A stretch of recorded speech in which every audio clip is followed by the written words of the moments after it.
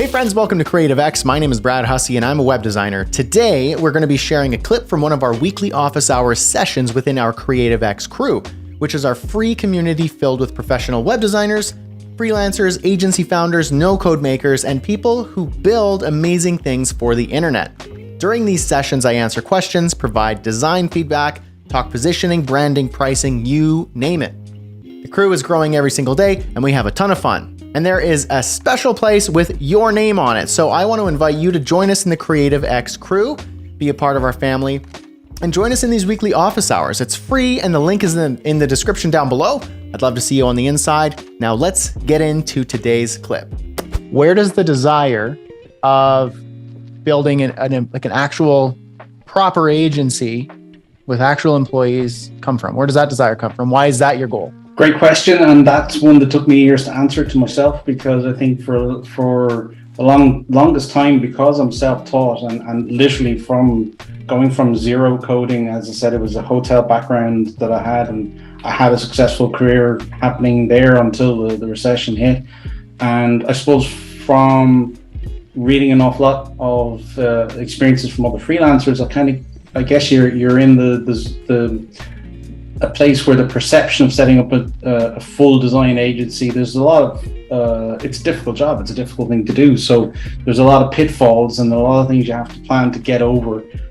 So there's a difference, I think, between being a person that designs sites where you're basically just doing projects after projects and getting paid for it, and actually running a full-scale business. And ultimately, going back to the root of your question, the desire behind doing it, I want to create something of more permanence moving forward. And by permanence, I mean something that can either be sold on, because you can't sell a freelance business, you are the business, you are everything. Whereas if you're thinking about something a little bit larger, because if you're an entrepreneur in what I would call the truest sense, and hey, this is my opinion only, I'm not stating facts, I think your tendency is always to be thinking about other ideas, other businesses, and other ways you can make money. And I certainly have a list of those that I would like to tackle. But that was part of the process of my thinking as well. It's like, okay, well, if I want to kind of be in a place where I've got the cash flow to start another business or another entrepreneurial idea, then I need to do something with what I've got. And I like managing teams as well. I would put that in the category of being one of my strengths. And so I kind of pushed away all of the barriers, I guess, and the reasons that you would have for not chasing that. And part of the key for me, I think, and this is why I was curious to get feedback from the community in general, if not even yourself, is it's about the right people. So I've been very fortunate in finding some great subcontractors to work with. But again, the nature of where they're at in their lives and their journey means that sometimes they're in, sometimes they're out. And I think I can only think of one period of time, probably about 5 or 6 years ago.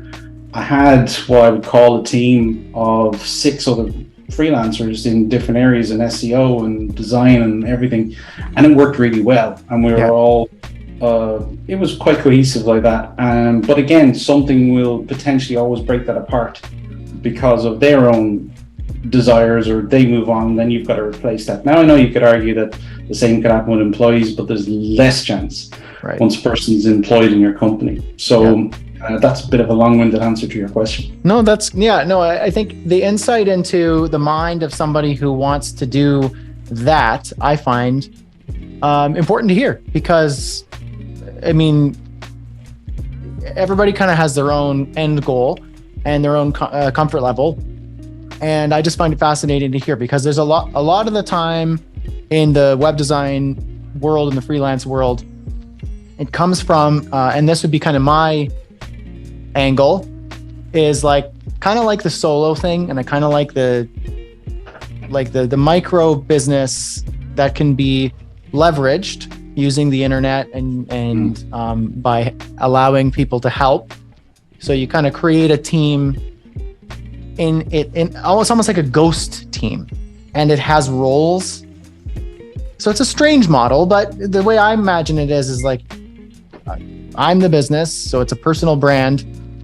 And in order to fulfill an objective or to move forward, I have these positions that are kind of like, I don't know, like it's like a placeholder, a ghost of like the role needs to accomplish this part in the business. That role needs to accomplish this part. So to be more practical, it's like, let's say with Creative X, it's like, okay, well, I've got the community, I've got what I can bring to the table, but I need somebody to help me with the YouTube channel. I need someone to help me with the editing. I need someone to help me with the community management. I need someone to help me with direction. And so those are kind of like pockets that are helpful. And then I bring in a person that can help with that. And if that person has to go for whatever reason, because I'm subcontracting, I have like, okay, well, I need somebody who can also fulfill that role. And so that's the way I kind of see it. Now, that still applies to if you're building an agency and building a proper business with actual team members that you would like long-term, you have that role and the person fills the role, but then you get to commit to that person longer term. There's more of like if you want to be here for 10 years, like I would love that. That's what I would like, rather than, if you don't want to be here in 6 months, it's just a different way of doing it. I don't think either are more right or more wrong. It just depends on, like you said, I got this entrepreneurial mind and I have other business ideas. And so if I see this as chapter, if I see this as its own thing, how do I build that? How do I bring that to fruition? How do I make that something tangible? What needs to happen so that I can kind of tie that in a bow and either sell it to somebody who sees the value in the asset I created, or hand it off to somebody else while I still own the company and somebody does it while I work on this other thing. Classic entrepreneurial approach. Exactly right. And I think another point that kind of solidified my decision on it was actually that an opportunity came for me to take a job in the company of one of my clients they're still a client of mine. And I had to sit down and ask myself, well, do I want to become an employee again? Am I able to even? Because when you get used to being a freelancer and working for yourself, I think it's true to say your mindset changes, and it would take another mind shift to go back into that again. And ultimately I decided, no, I don't think I want to do that. So I want to see, I've been doing what I've been doing and now I want to take it to the next level as part of the thinking as well. And yes, like I've said, it's either going to be an opportunity to sell it on and have it be worth of value, or I keep it and use it as a base or the foundation that I jump into other opportunities, as you say. I hope you enjoyed that clip. If you have any comments or questions, post them down below. And also don't forget to join the Creative X crew. The link's down in the description. And while you're here, why not check out this video, and I'll see you in the next one. Cheers.